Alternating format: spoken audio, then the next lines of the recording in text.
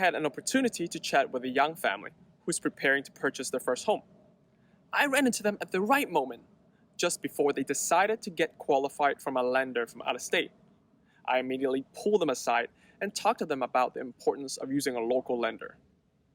dannylau here from Lion Real Estate, empowering individuals and families with financial success through real estate. Today, I want to share with you the importance of using a local lender. The current real estate market is a low inventory, competitive market that's leaning towards the seller's favor. As a buyer, there may be times you come across competition on a desirable listing. This is all the more important why working with a reputable local lender can be a game changer. When lenders come from out of state, or if they have a decentralized corporate structure where underwriters is located in a different state, sometimes merely the hour difference between East Coast and West Coast makes all the difference between keeping a timeline or losing a deal. Imagine you're the seller, all else being equal. If you're looking at two offers, but with one approved by a remote lender, somebody you've never heard of, no experience in the local market, versus another person who knows the customaries of the local markets, has a good track record of closing deals on time, it becomes a no-brainer to go with the offer approved by the local lender. Exceptions exist, but exceptions do not make the rule. So, what makes a good lender? A good lender have a track record of closing on time or early. They listen to your specific needs.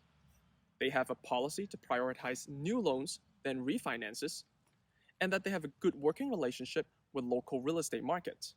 Keep in mind that different lenders have different loan products, and sometimes they also have different specialties if you have unique situations that need a special product.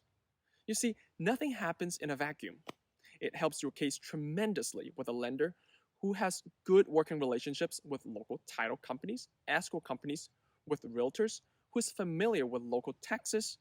Trust me, you don't ever want to be in a situation where you find out after you close your new home that the lender made a mistake on how much tax your insurance to impound. So do your homework. Go ask your family and friends for the past experience with a recommended lender.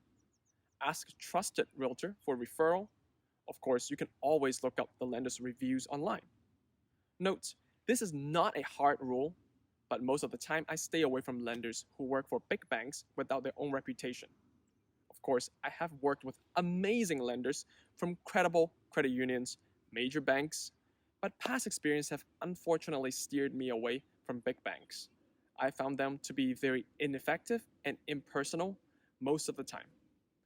They work on bank hours, and sometimes that works against your favor in a fast-paced real estate transaction.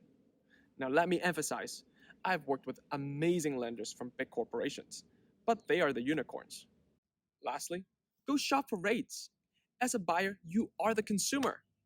You should be able to go out and see which lender can provide you with the best rates at the best service.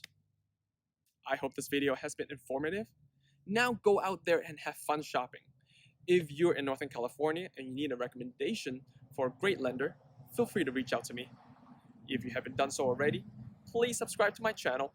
You can also set up a time with me to grab a cup of coffee so we can discuss how real estate can fit into your financial picture. And of course, if you enjoy my video, like it, share it, and tell other people about it. This is dannylau. See you next time.